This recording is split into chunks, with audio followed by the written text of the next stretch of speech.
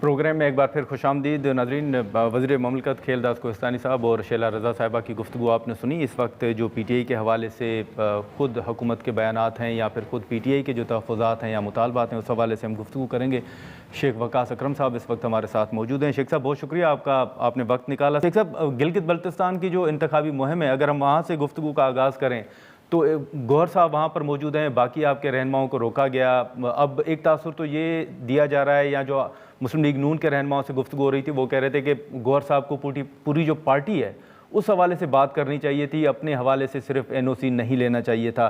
آپ سمجھتے ہیں کہ پارٹی کے حد تک بھی کوئی کنفیوژن تھی این او سی کے حوالے سے, یا گوہر صاحب وہاں پر ٹھیک چلا رہے ہیں کیمپین؟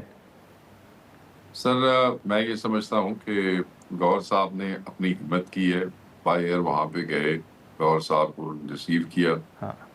گوہر صاحب کے پاس کوئی این او سی موجود نہیں تھا.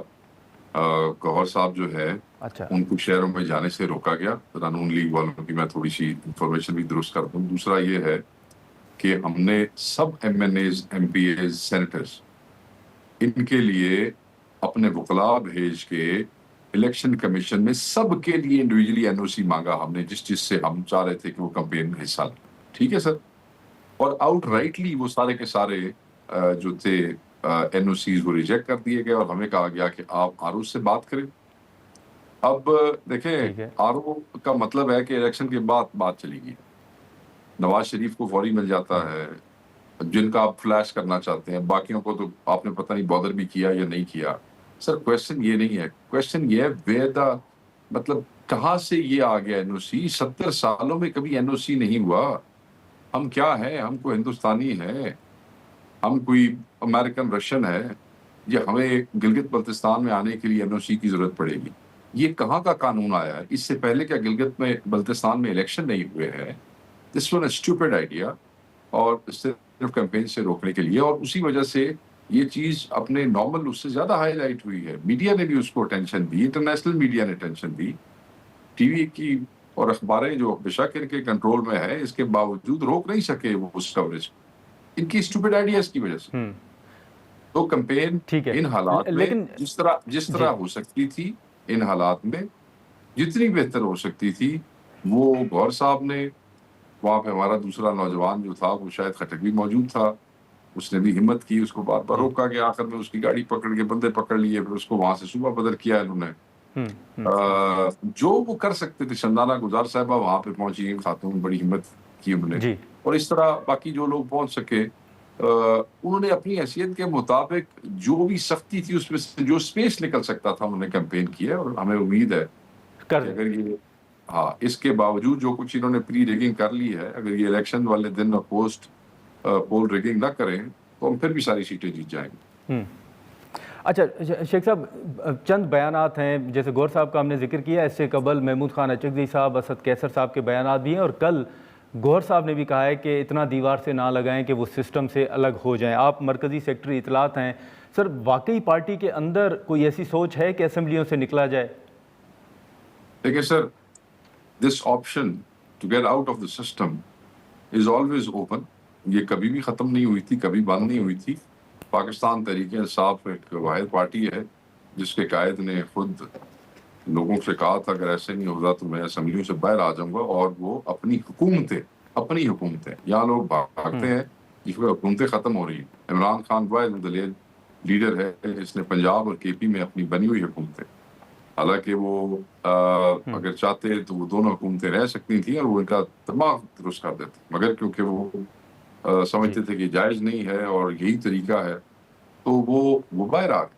تو آپ کیا سمجھتے ہیں کہ ایسی پارٹی جو کہ جس کا قائد اپنی 2 حکومتیں چھوڑ کے باہر آ سکتا ہے, وہ دوبارہ اس سسٹم میں سے باہر نہیں ہو سکتا؟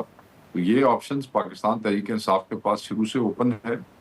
ہم تو عوام کی آواز بننے کے لیے, اپنے ناحق قائد کی رہائی کے لیے وہ جو لڑائی ہے پرامن طریقے سے لڑنے کے لیے ہم سسٹم میں موجود ہے.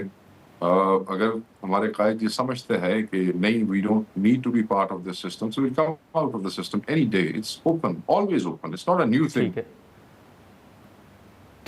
ٹھیک ہے، لیکن شیخ صاحب ایک آپ کی ذات کے حوالے سے شفیع اللہ جان صاحب نے بات کی ہے، اگر آپ جواب دینا مناسب سمجھیں تو انہوں نے کہا ہے کہ شیخ وقاص صاحب سوچ سمجھ کر بات کریں، وہ خود کافی عرصے سے غائب ہیں، اب ان کو سامنے آ جانا چاہیے.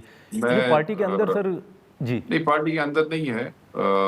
میں بچوں کی جونیئرس کی باتوں کا میں جواب نہیں دیتا. پارٹی کی پالیسی، پارٹی کا بیانیہ میں خود ایشو کرتا ہوں عمران خان صاحب کی گائیڈنس کی روشنی میں. پارٹی کے اندر عمران خان صاحب کے ڈائریکٹرز اور دستور یہی کہتا ہے کہ کوئی ایشوز ہے تو ان کو میڈیا پہ نہ لانا چاہیے. یہ بچے ہیں ابھی، تو میں نہیں سمجھتا کہ میرے جیسا سینئر آدمی جو ہے وہ ٹی وی پہ بیٹھ کے بچوں کی باتوں کے جواب دے گا. Doesn't matter. سر وہ وزیر اطلاعات بھی ہیں صوبائی. کوئی بات نہیں.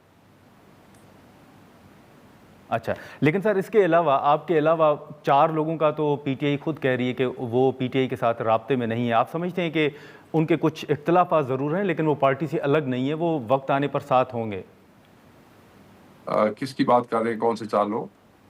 جو 4 ایم پی اے سر، جو شفیع اللہ جان صاحب نے کہا تھا کہ صرف 4 ایم پی ایز ہیں جو ہمارے ساتھ رابطے میں نہیں ہیں، باقی تمام رابطے میں ہیں. نہیں، میرا خیال ہے وہ 4 بھی جو ہے وہ بھی ملک سے باہر ہے. وہ 3 کا تو مجھے پتہ لگا تھا ملک سے باہر ہے. تو ہم نے کب کہا کہ کوئی رابطے میں نہیں ہے؟ میں تو پارٹی کی بڑی اسٹیٹڈ پوزیشن ہے اس کے اوپر. وہ یہ ہے کہ ایک بھی ایم پی عمران خان صاحب کی ذات، ان کی پارٹی، ان کے نظریے، ان کے فلسفے سے کے پی کے میں دور نہیں ہے. تو سب ایک ہے. اور جو چیف منسٹر ہے یہ نوجوان، یہ عمران خان صاحب کا نامینیٹڈ ہے اینڈ وی آل سپورٹ ہم. چلے، بہت شکریہ شیخ صاحب وقت نکالنے کا. تھینک یو سو مچ سر. ناظرین، شیخ وقاص اکرم صاحب کی گفتگو آپ نے سنی. ہم یہاں پر ایک مختصر سا بریک لیتے ہیں اور بریک کے بعد ماحولیات کے عالمی دن کے حوالے سے ہم گفتگو کریں گے.